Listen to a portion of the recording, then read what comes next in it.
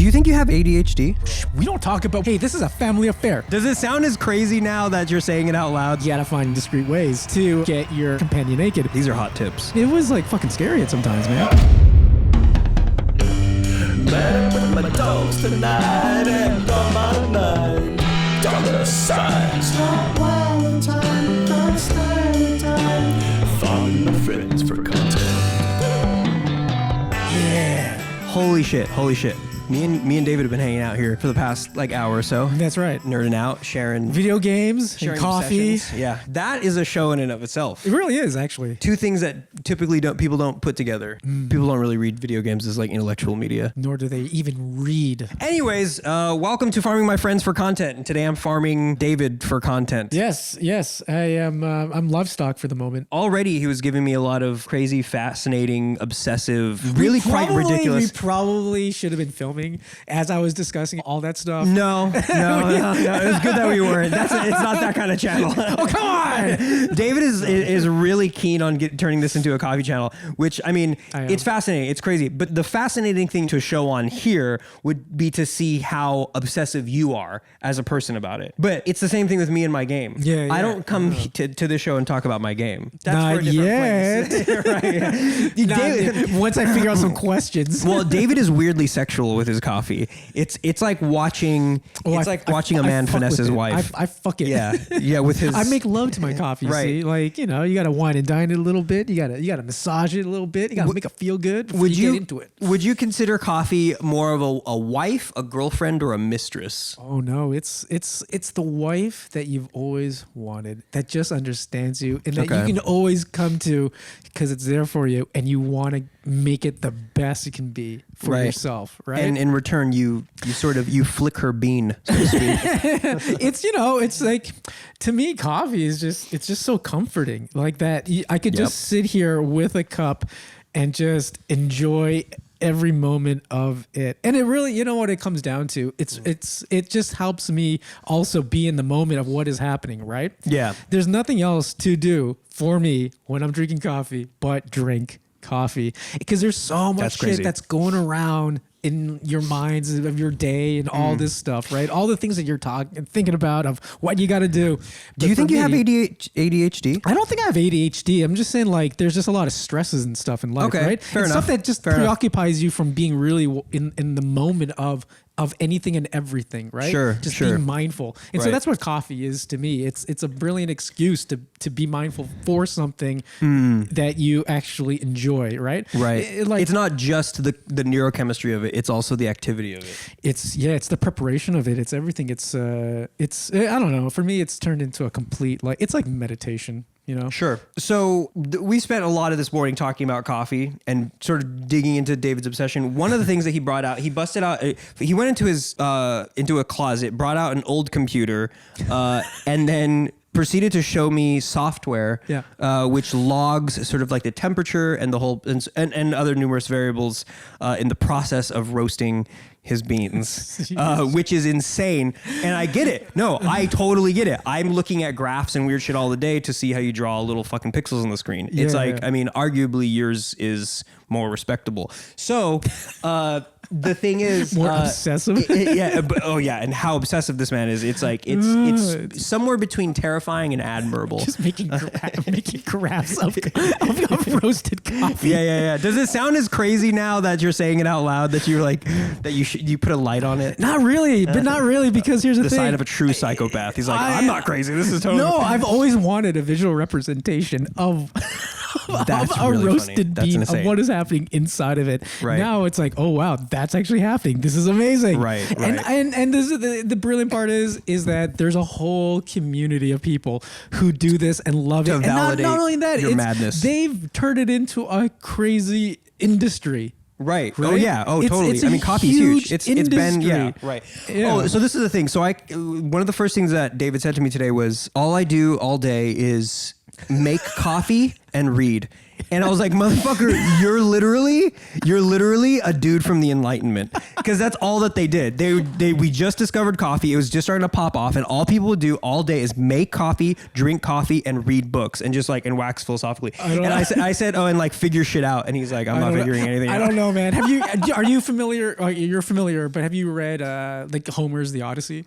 No. Okay, I mean, so, yes, but no. Okay, so there's there's a chapter within the Odyssey called I think it's Among the Lotus Eaters, right? And it describes a society of people who are living in the part of this world, and they've completely abandoned any form of responsibility because they've all been eating and indulging in this magical plant, this lotus, right? Okay. And all they want to do is just relax and have fun, but there's repercussions of it. I like that. And so right now, I am a lotus eater, and so I am just chilling, having fun with my lotus. You're living the life, my dude. But I'm certain the repercussions of it are. What do you even think the repercussions are? Because maybe you should pay a little more attention to your craft of acting. right. Maybe, okay, so this is a great segue, because this is something I wanted to talk about last time that we didn't have time to. Perfect segue for we have here, and I'm not gonna wax his car too much right now, but we have somebody whose work I admire so much, and I've had the pleasure of working with several times. That's where I'll stop, because he's also a narcissistic egomaniac. Yeah, and I need to hear it all. Any more inflation of the man's ego, and he's gonna pop in front of me. But that being the preface, what I wanted to talk about last time was just kind of like his experience, because he came here when he was 20 from Canada, and kind of like getting a little nutshell idea of like what it's been like being a working actor in Los Angeles, because that is the stereotype. When you think of actor, you think of like either the Broadway person in New York or the Los Angeles be on TV until you're in the movies kind of thing. Those are the two sort of stereotypes. And I'm curious to know like where you have fallen in line with any of those stereotypes. I'm certainly probably a very much LA statistic, in the sense that, I'm a person who's not from LA, who drove here in their car, who thought they were probably a lot better than they were. And then, fucking had to learn real quick about certain things. You were on the grind. Yeah, I mean, there's a lot of luck, a lot of luck. What was the first production that you did when you came here? The first thing, first thing that you stood in front of a camera for. Like outside of an audition, maybe. Yeah, well, first thing that you stood in front of a camera for that was then actually published into the world. Oh man, good question. I think, I would say the first significant thing that turned into something that was distributed out there was this spec trailer for a movie that I ended up doing called Baby, right? So Baby not was the porn. You're gonna leave the porn doesn't count. Yeah. David was in a gangbang movie for all. We don't talk about. We don't. Hey, this is a family affair. Yeah, sorry, go. If you're interested, see my OnlyFans. Okay, sorry. So continue. Give me the real one. Yeah, I mean it was a spec trailer, so it was this like indie film, right, for a movie that we ended up doing, but it was a spec trailer to get the financing for it. Okay, so that's literally that was it. Right. Well, okay. So what about non-spec, like the actual, what was the first thing that you were in that was like an actual shipped product? It was a commercial. Okay. It was a commercial. Sure. What was it for? It was I think Nissan. I think it was a car commercial. Yeah. What did you do in it? What was the? Oh, okay. Do you remember can you give it to me still? Yeah, I mean it was a car commercial, and it was like a father son or maybe a grandfather grandson relationship. Okay. It doesn't really matter. But we were in a canoe or a kayak, and that was it. It was one shot, one scene. You didn't say anything? Nope. Didn't say anything. You didn't give him a look? I was in the back of the kayak and then, spanking them. Yeah, and that was it. And we were just like, that was one day, and then that. What did they give you? What kind of dosh did they shoot your way? Back then it was like fucking good for a kid, man. For a 20-year-old, it was really good. With like a cool. It was like 20,000. 20 G's? Oh, but was that up front or spread out or like residuals? Right. Spread out over for 4 months. I think that's all I can play. You heard for. it here first, folks. If you really want to get some cash, some quick, easy cash. Yeah, but hop in a canoe. Yeah, here's the thing though. Like back when I started acting here in LA, which early 2000s, right? So before YouTube. So YouTube came out when 2008. 2005. 2005 is when YouTube started. Okay, 2005 is okay. Yeah, exactly. So when I got here between 2003 to 2006, if you were to, if you were a working actor, commercials, and if you did like a fast food commercial or a car commercial, but not Nissan, let's say something significant like BMW, these were down payments for homes. Yeah, that's crazy. Right? Like, these jobs really made the working actors survive, and that was their gig, and it was fantastic. They would get paid 6 figures for one commercial. So you book 2 or 3. Wait, is your YouTube preface a way of leading into that YouTube fucked everything up? Or that the internet age kind of fucked so everything up? The internet changed the look of the industry in that sense, right? So moving on progressively further down the line, now the division between commercial rates, for how much a spot would cost a production company, because they're moving from network TV and taking some of that to now the internet, to YouTube, right? And it was becoming non-union stuff, right? So now the unions weren't involved, so you can hire non-union actors, pay them significantly less in terms of their rate, and there are no residuals. But so now that we are in the information age, and now that we are on the internet, David has found himself involved in things like the web series that we worked on, Head Over Heels, which is the thing the second thing we worked on together. And he also shakes his sweet little bussy on OnlyFans, doesn't he? Hell, I do not. Right, we'll put the link. We'll put the link right here. Yeah, I do We'll put the not. link right here. They call him Big D. Just in case a lot of people actually end up watching this. I do not have an OnlyFans. Oh right. No, he doesn't have OnlyFans. It's a fans league. It's just it's a fans where he still shakes his sweet little bussy. Yeah, it's on my MySpace account. But okay, so you came here. You got paid really big mucho bucks for doing a commercial. Yeah. And then what was like the first like narrative thing where you get to like really show your chops, show them what was you're made of, throw your big old fucking dick around, your big actor dick chops around. Baby. Oh, that soon? Mm-hmm. Very. I got that movie.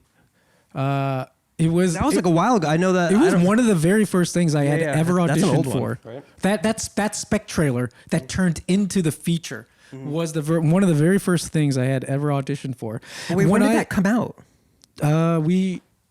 2008. Okay. 2008. But so I have DVDs. I have Blu-rays of it now. Right. It gave me some fans.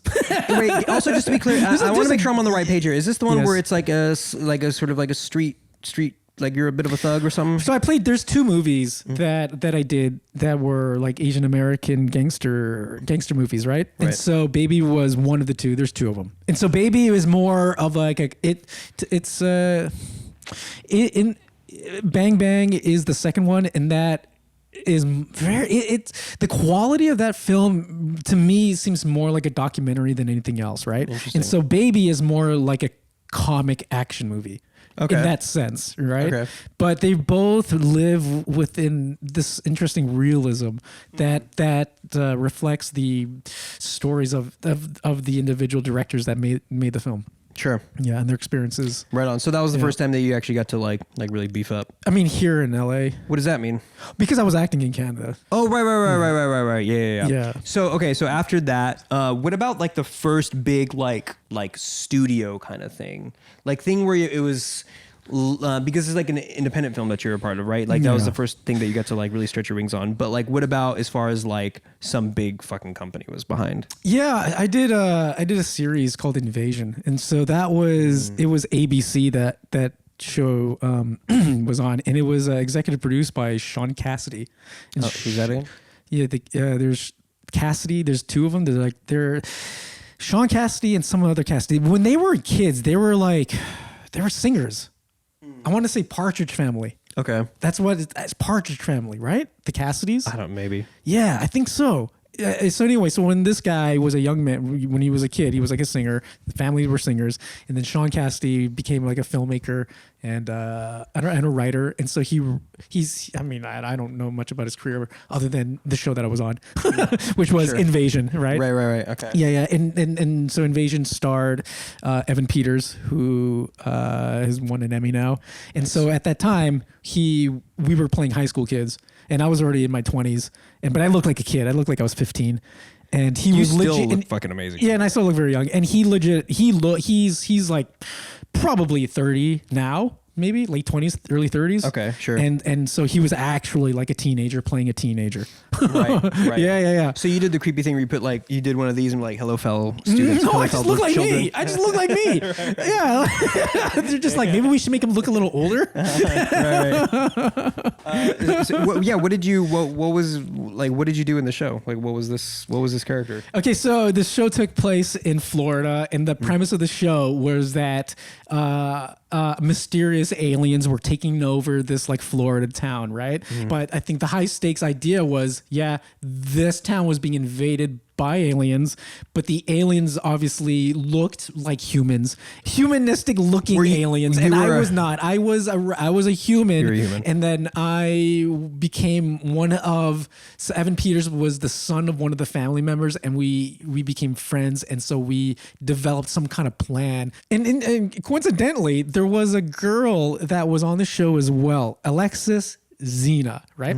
And when I moved to LA, I lived in a hostel, and I met her in the hostel. She was this actress from New York, and she had dated Michael Pitt.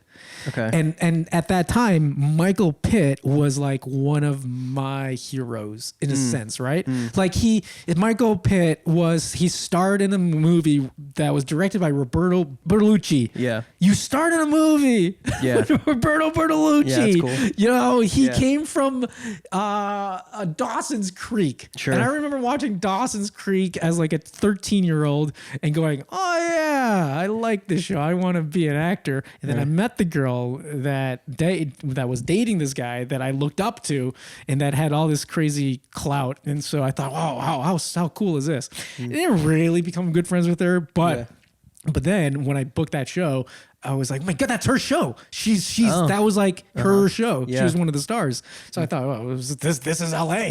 Right. Everybody knows each other. I did latch on to one thing right now that you said you were living in a hostel when you first came here. Yeah. You told me before that you were also, and you could tell me to cut this if you don't want to, but like that you were living in your fucking car. Yeah. Do you want to talk about that? Yeah. So it was after I was living in the hostel. And So first you get here, you're living in a hostel, and then you're living in your car. Yeah. So I mean, it's a long story. Came here to LA with two college friends, university friends. Okay. We were living in Pasadena and Altadena, and we were interning, working in Beverly Hills at New Line. Yeah. And we didn't know the lay of the land, and we were like, whoa, my God, Altadena is so far from Beverly Hills. We got to relocate. Right. And so we found, the three of us temporarily found this hostel in West Hollywood on Fairfax and Melrose. Doesn't exist anymore. Did you all bunk up? Yeah, what was the living quarters like? It was cool. It was so cool. Was it literally bunk beds? Because a lot of hostels are. Yeah, this hostel was dope. It ran like a hotel. It was owned by these two friends in their like early 30s, and they were like 90s backpackers, right? And so they came for money. So they're like, hey, let's just buy this thing and turn it into a hostel. And it was just a 24-hour party house. So for a 20-year-old kid coming from Canada, this is the best situation that you could possibly ask for. I was meeting people from all over the world, and I had never stepped foot outside of North America, right? And so I was getting all these amazing stories, all these interesting ideas and of things to do from these travelers, these backpackers. Right. And so the hostel itself is called The Orbit. So are these, the orbiters. And there were 3 bunk beds, 6 bunks in each room. And there was maybe, I think, 2 levels of the place and maybe 6 actual rooms that you can rent out privately as like a regular hotel room. Yeah. Just on those nights when you were bringing someone special back to. Yeah, you learn how to you learn how to do it discreetly. That's not what I was. So I was saying that you rent out one of the other rooms. No, you just do it right there. Just okay. Right under your buddies. I fuck with that. I'm big into. I ended up working there. I ended up working as like a receptionist in the office to pay for my bed. Keep going. You know, before I became a staff member, that's when you could take advantage and rent a room. Before you did that, you gotta find really discreet ways to get your companion naked. And so one of the ways was obviously you do it in the bathroom. Obviously, what bathroom? Not the bathroom in your dorm room, but the bathroom in the hallway. Because they were bigger. And then there was the laundry room, and the laundry room had a locked door. So there's certain things that you can do. Yeah. Okay. So that's I love this, by the way. That's extra freaky. I suppose you probably have more of these inclinations when you're younger. A lot of people kind of fall off of like, I don't know, there's something. You're 20. You're 20 years old. I don't like that this is an argument though. And you're not alone, by the way. I think I'm usually the outcast here that goes like, like I'll be fucking in like hallway bathrooms till the day I die, bro. Like, yeah, like the more the merrier, please. Oh no, so I mean that it didn't stop there. Come on, man. Sure, it's all the bathrooms now. What? So you're living in this hostel, and then like at what point? When did this run out? When did that time? Like what brought that to an end? It was forced upon me. Sure. So as I said, I ended up working there for a little bit, right? Yeah. And then you got fired. Fired. You started fucking your fellow employees in the hallway bathroom. No, well, they caught you jerking off in the hallway bathroom. I don't know. Oh, you were coming all over the check-in sheet in the hallway bathroom. I'm not a masturbating bear. I don't just come all over the place. I don't just leave my DNA like Spider-Man. I don't know. I can't remember what happened, but I ended up not working there. Okay, so what I'm getting right now from David is that he absolutely remembers what happened, but it's just not something that he wants to share right now. I think it was just because I wasn't doing anything. I was just being lazy. I think that's what it was. Right. Like I was eventually I just didn't want to be. I didn't want to take any shifts. You were quiet quitting before quiet quitting was a thing. Yeah, because and I was supposed to be working there to pay my bed, I suppose, right? Right. And so I was like, I didn't want to. Yeah. And then anyway, so long story short, I ended up not working there anymore. And so wait, I do just like the idea of like people coming in and be like, I like to get a room, and you're just like fucking chewing bubble gum and twirling your hair, being like, go fuck yourself. No. I mean, I have so many good stories. No, I'm just saying, as far as like your quiet quitting. No, in terms of like, I had a group. There was a group of us, and we developed. It's a really immature idea of like, yeah, this is how we get girls. Okay. And so you guys really were just blowing loads all over the check-in sheet. Absolutely. Just like you said. And so nailed it. And so there was a Swedish dude. Okay. Well, you don't have to say his fucking name. I don't remember his last name, so he's still very anonymous. Uh-huh. And there were these vans. Like a taxi? Okay. So it was a driver that was hired by the hostel, and he was one of the guests, right? And so there's a whole staff.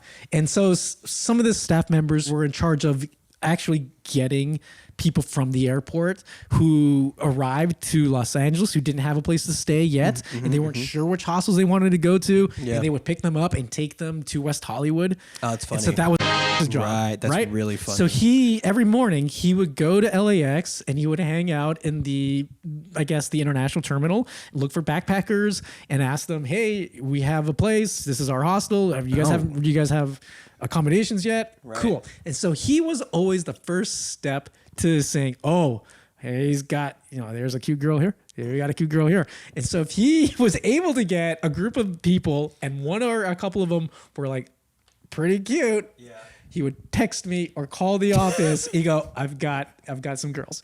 And then I would make sure. This guy is essentially shooting you like dry leads. Like I used to be a real estate agent when I was when I was living in Austin, and you literally sign up to a little SMS thing that just like sent you leads to your like they just text message you Yeah, dry yeah. leads like that. But this guy But was doing it not for like. These were hot leads, my friend.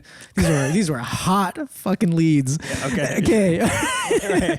Give me a number. What was your conversion rate? I would say Leads acquired versus deals closed. Man, this was 20 years ago. I would Deals say closed, legs I would open. say one out of every 5.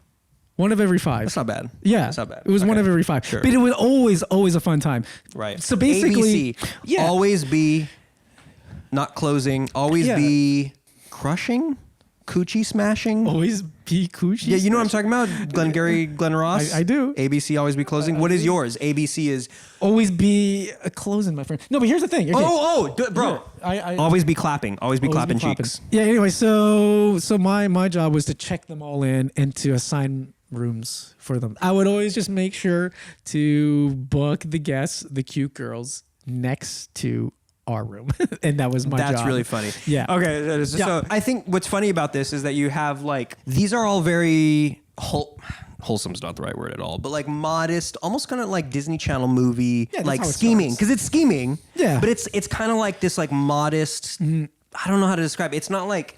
Yeah, I mean, we weren't It's not like roofing predatory. them. We're not trying Well, of course not.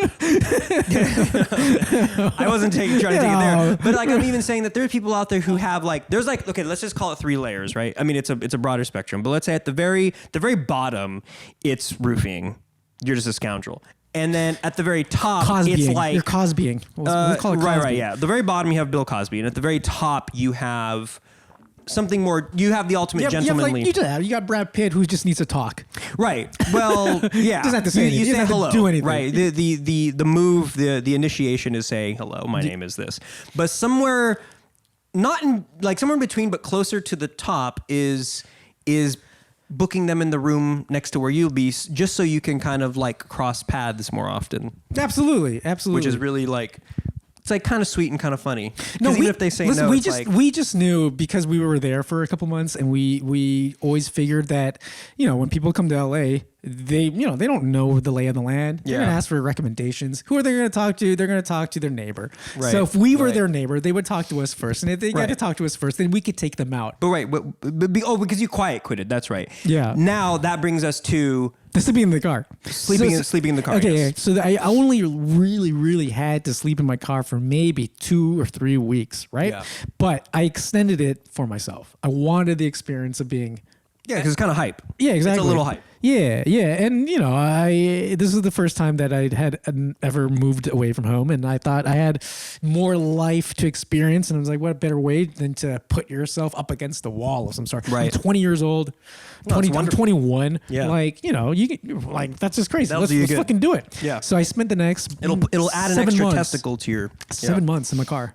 Yeah, slept on the beach. That's intense. 7 fucking months. I ended up 7 months. Whereabouts? Where were you? Where were you posted everywhere. up? Everywhere. How often did you like move though? Like you had to have like had a spot for like Yeah. weeks or maybe months at a time. Like neighborhoods, I'd say, right? Okay.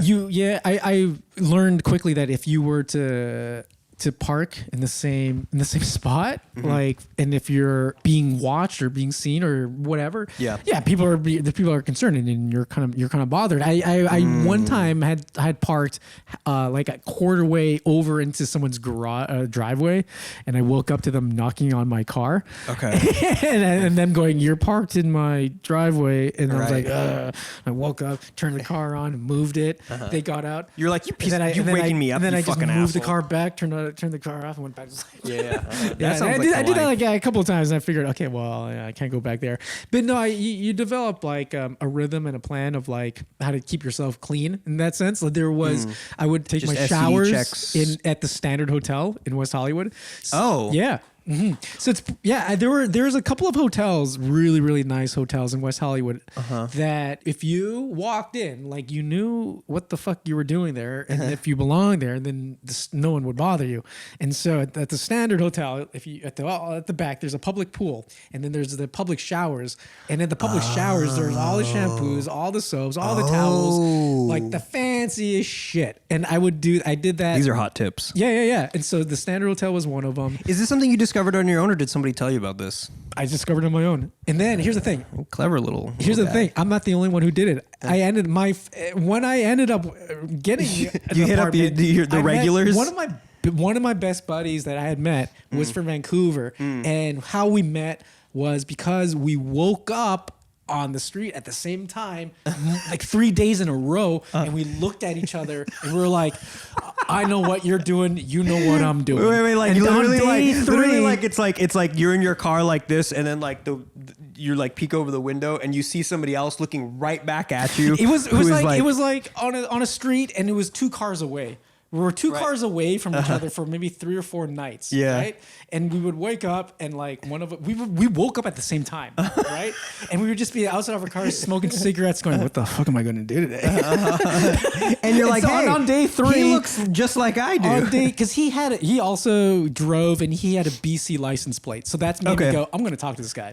Because he's from BC. I'm fucking Canadian. Yeah. I know what he's doing. Right. We're the same age. So day That's 3, really funny. I'm like, fuck it, I'm going to go talk to this guy. So he Did you guys goes- come up and do this, where it's like you guys go like? we were like, this is how doves cry. We're like this. No, you have to like do the exact moment, right?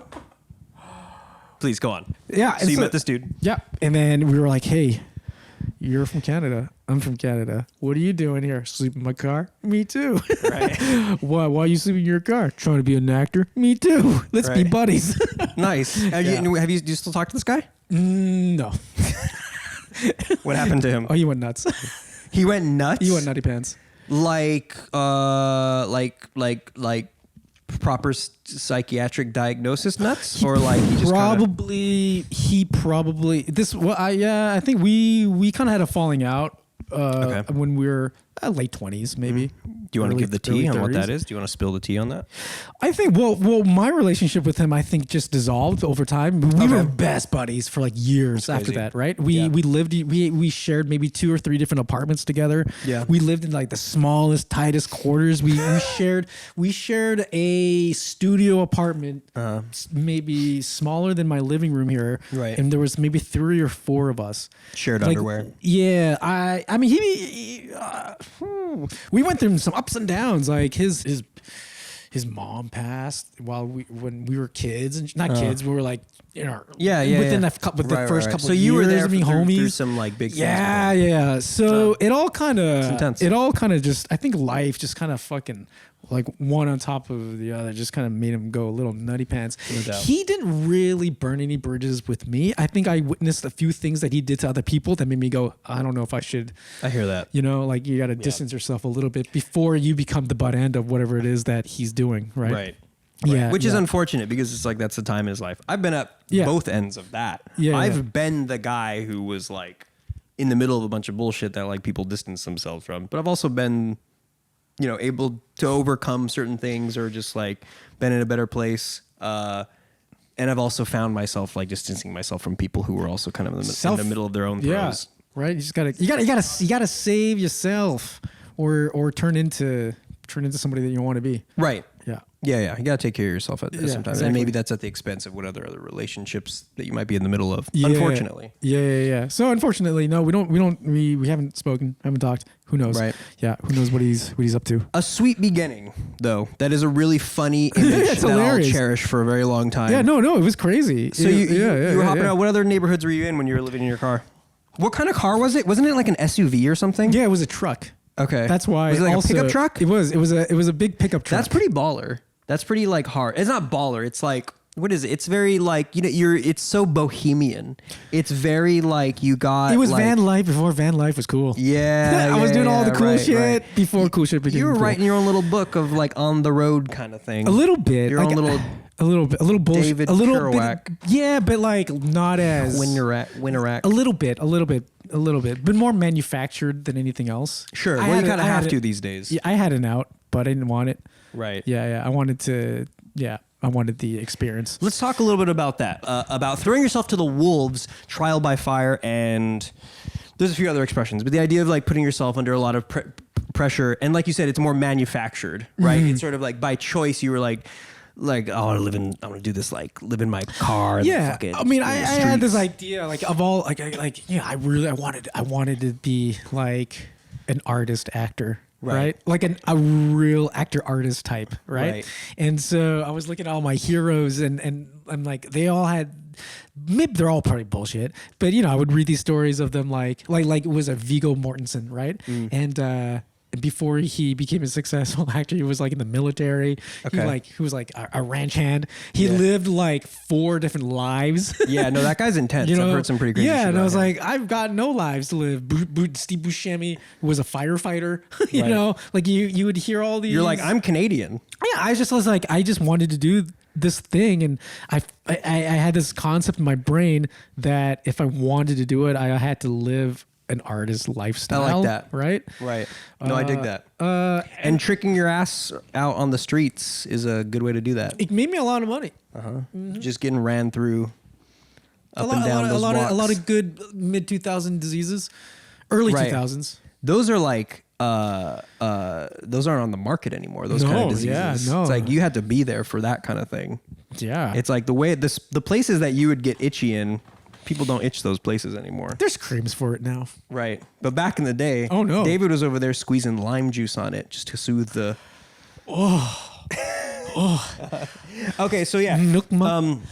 So you were being a little streetwalker to get some life experience, so you could bring that to your craft. What sort of things? What sort of things did you find what sort of situations did you find yourself in? Actually, not a lot.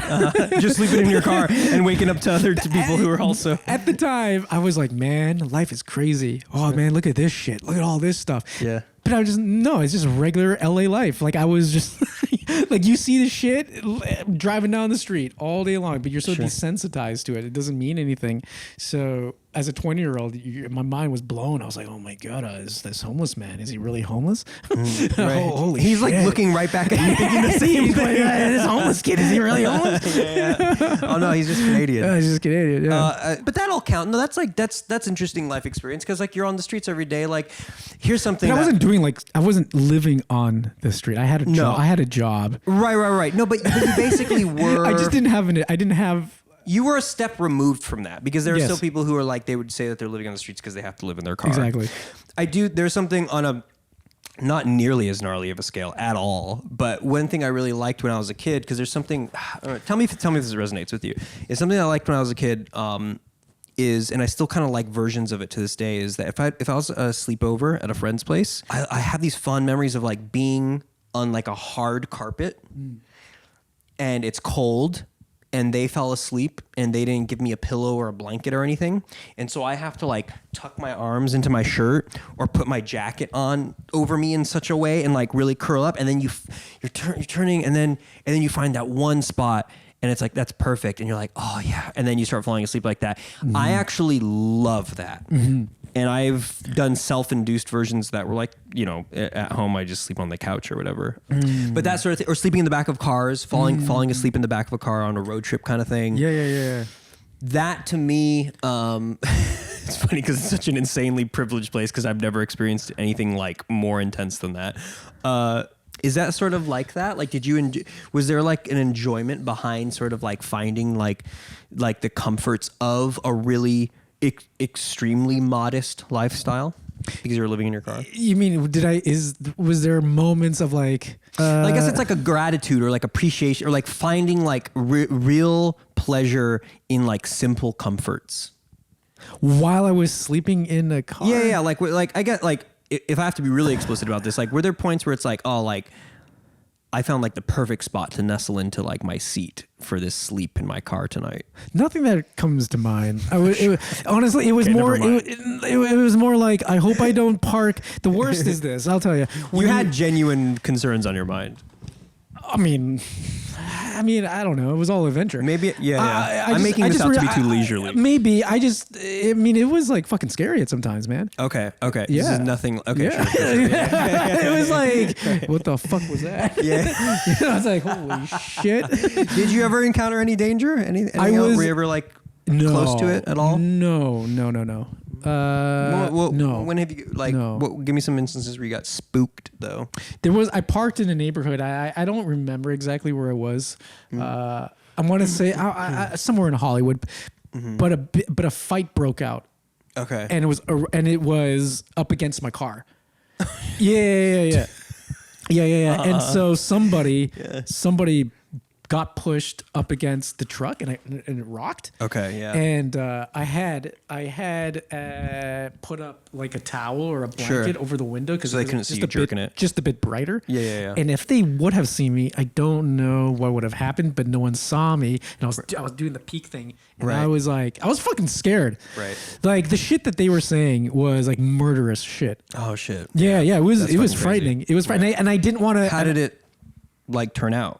I was just like, I was praying like, don't bust my window. Oh, yeah. Like hopefully nothing. It just sort of fizzled out. You didn't even see it. I did not want to reveal myself. I was hiding. In my Okay, cocoon. so you didn't really see who won. I was hiding in my cocoon. That's what it was, Gotcha. and I was fearful. Okay. Right, that was right, it. right. And then I fell asleep. I probably would have been in the same position. I Yeah. probably would have drove away. No, that's the thing. I didn't want to move the car. Yeah. I didn't want to move the car. You were like, this spot's sick. No, I was too scared to. I was just like, just go away, everyone, go away. I'm tired. Like I just want to sleep. You should have like rolled down the sleep. window. Hey, Yeah. I'm trying to sleep in here. What that reminds me of is that, you ever see Dirty Work No. with Norm Macdonald? No. Oh, maybe when I was There's a a kid. scene where because he's like living in his car through a lot of that movie. There's a scene where like he's sleeping in his back seat while somebody's robbing the car. And so like they smash his window, they come inside, they're like tearing out the radio, and he's like, hey! And the guy's like, oh! And he's like, there's people trying to sleep back here. And he's like, and he just takes off with the radio. And I'm thinking like, oh, that's David, but just like in the middle of like Los Angeles while these two guys are like fucking fighting. Yeah, but except imagine like a diminutive Asian 21-year-old boy who looks like he's like a teenager, Right. who also has like a blonde streak in his hair You had a blonde streak in your hair? from a project that I did, Okay, and then I we did not will- dye it, and everybody would accost me. Do you have pictures of it still? Yeah, somewhere. We'll put it up on screen right now. Cool. That's interesting. Any other spooky stories? Spooky stories. Spooky street stories for the little Canadian boy trying to make it as an actor in Los Angeles. But I did meet a homeless man, and I don't know if I made this man up in my head or if I really did meet this man. And he told me something really quite significant that I always think about. Here's the thing. It was manifesting before I understood what manifesting was. Okay, I dig it. Sure. And I was at a gas station, and I was getting gas, right? This is like in the middle. It was like 3 a.m. or something, right? Yeah. So this dude looks like a homeless dude. Who knows? He had a box of batteries.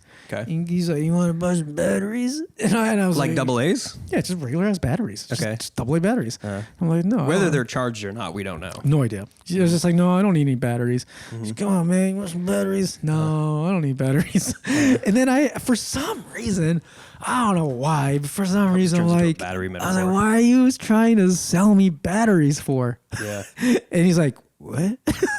Why are you trying to sell me batteries? You asked him this? Yeah. But then he goes, well, I don't know. No one's asked me that. He goes, I don't know. Starts questioning his old shit. Yeah, exactly. He goes, oh, I don't know. And you taught him about supply and and demand. he kind of just stood there, right? And I was looking at him. I was like, "What the? Yeah, why are you trying to sell me batteries? Don't you have like? I don't understand. Why are you here at this gas station at fucking 4 o'clock in the morning trying to sell me batteries? Don't you have like a family or something? Yeah. Right." Like, what's the deal? What's the deal? Talk to me, right? Because I don't want to be you. And he goes, yeah, That's rough. yeah, that's in my head. Yeah. And he a little judgmental. and he responded in the exact same way. And he goes, listen, I never thought I'd be here in 3 a.m. trying to sell you batteries either. And he goes, I love the self-awareness. and Good he on goes, you know, he's like, I was married. I have kids. I have kids. I don't know where they are. I tell you, man. Maybe he does, maybe he doesn't. I don't know exactly. But he goes, you know what? You know, like the thing is, I always looked at people like me and thought, Oh, shit, that's fuck rough. this guy. Fuck people who have no self-dignity That's karma. or whatever, or who don't want to do anything in society or whatever. And he goes, I always looked at people like me and thought the worst of them. And That's terrible. And he goes, I would always thought about them way more than I should.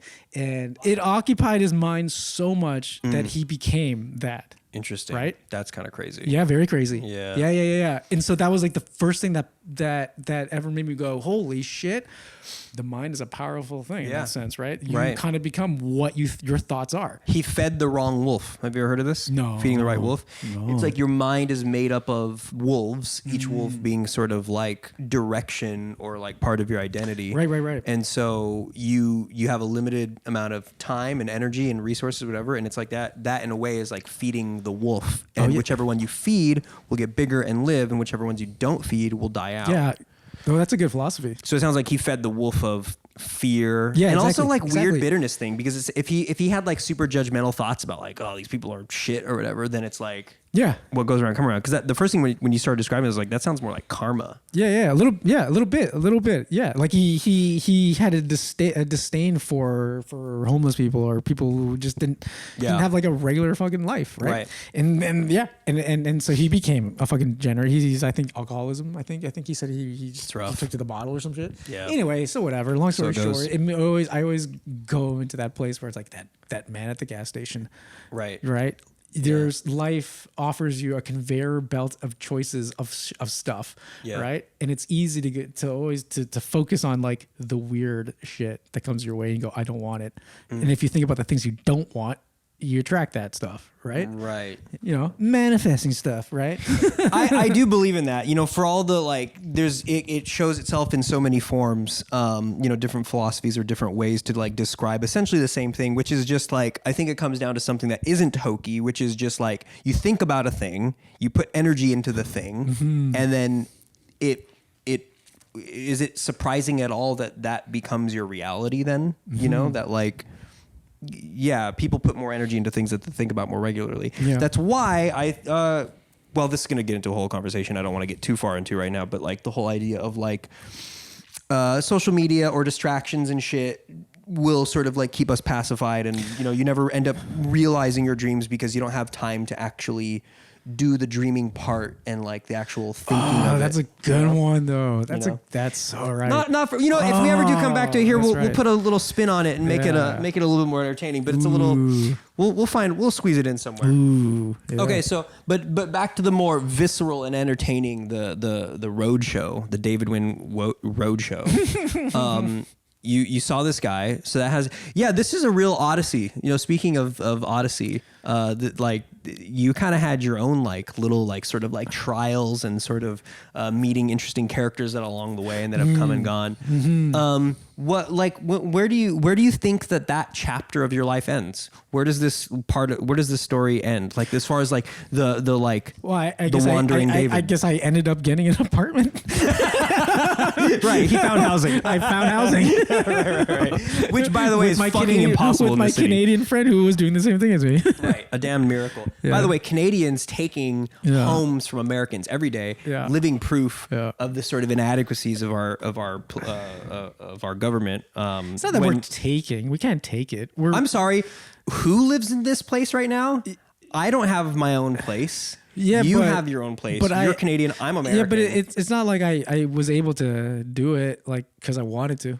I had to get permission from the government. I had to pay them a lot. They gave it to you first because we're in a fucking lib cuck affirmative action. You only got this place because you're Canadian, not because you're better than me, David. This apartment in Koreatown? you can have this apartment in Koreatown. Right. They do give you the bottom of the barrel as far as location. Yeah, you know who my neighborhood watches? MS-13. You want that? Right. That being said, if we could swivel the cameras around, you would see a lovely little apartment, which I found to be it's way cute. I made it the best that I could. But he was working like what his baseline was is crazy cute. You found a good spot. And then you made it even better. Yeah. Look at this. Look at that's like this is cool. How old do you think this is? Like this is fucking great. Original. Right? Yeah, this is all original. I mean, it has like 150 layers of paint. Whatever 80 years of paint. But like it's beautiful here. I think this whole I think the 30s is when this tenement was built. Yeah, that's sick. I love all the thin doors and they still have all the classic knobs on it. Yeah, absolutely. Okay, so the story ends when you got housing. Right. Not a very satisfying ending.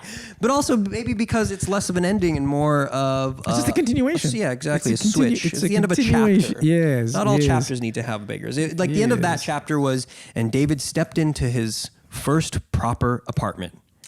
Period. I menstruated for the first time. You say menstruated? Yes, I became a woman. Oh. I got into my womanhood. Right. We'll talk about that next time. But I think that about wraps it up. What did we talk about? I thought this was just the warm up. Like, what's now what? Well, the warm up was the little tug sesh we had before this. That's true. Get you up, make you squirt, sit you down, have a little talk. Yeah, I need to work on my wraparound technique. Wrap around, reach around, Reach around. reach around. Reach around. He really hockey needs to work talk. on it. Sorry, hockey That's- talk. We'll talk about his hockey and coffee and all that great stuff next time. I'll swing this by you right now. I'll run this by you right now. Is that I have an idea of sort of like basically doing a thing. David doesn't really play many video. David doesn't play video No, games but I at think all. the next time is I think we should switch it and I interview. This is very much felt like an interview. I should question you next time. You can question me. Yeah, Yeah. we'll sit down with the boys and you guys can ask me stuff. Too. Yeah, Sure. Yeah. But one thing I want to do with David is David doesn't really play video games, right? You don't play video games? No, not really. When was the last time you played a video game? Like a decade ago, probably longer. That's crazy to me. What kind of video game? At all, Like- any type of game. No, you don't play them on your phone or anything, right? Chess. Is Okay. that a video game? Yeah. Chess? You're playing a classic game in video game form. That counts. I would say that's the only game I play. The thing I wanted to do though is that I wanted to sit down with a handful of friends that don't really play video games and then spend an afternoon training them to play a game to then try to compete for some goal that is typically very difficult even for experienced gamers to play. Okay. So that the stakes are a little higher, that we maybe put some cash on the line, but also just to make them fucking treat it seriously, to take it seriously. that sounds fun. Because I don't want anybody like, I'm not getting it. It's like, well, no, the point of all of this is for somebody to win. Okay. So I think I'm going to try to find a. I really already know. Wasn't there like a Conan sketch where he does that? Conan has for years done bits where he like plays games, but that's the thing is that like I don't want to do by the way, I love Conan, but like I don't want to do the thing that he did for that, which I thought was kind of cheap because it's the classic like, oh, like this is what you do, like whackity schmackity do, like I'm not playing it good and like I'm dying right away and I'm doing silly things. It's like, okay, we've had enough years of like let's plays of like 12-year-olds who kind of like hit record on their screen record and do silly things. That's not what I'm trying to do.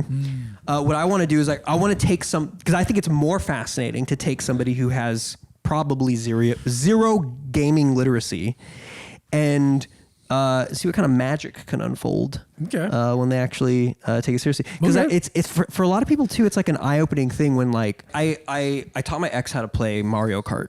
And like proper Mario Kart, because before that she was just holding gas and like turning left and right, and not knowing how to use the items. And so I taught her to use the items. I showed her how to fucking do all this other shit because I'm a man and girls don't play video games and men need to teach women, blah blah blah. But I think that generally it's an interesting thing to watch anybody who doesn't play games, who doesn't have a gaming literacy, because that's not something you're taught in school, right? You have film literacy because there's film classes that you can go to where fucking professors tell you like that shot probably means this, or like that color probably means this. We do that obviously with proper literature, like literacy of the literature, and music.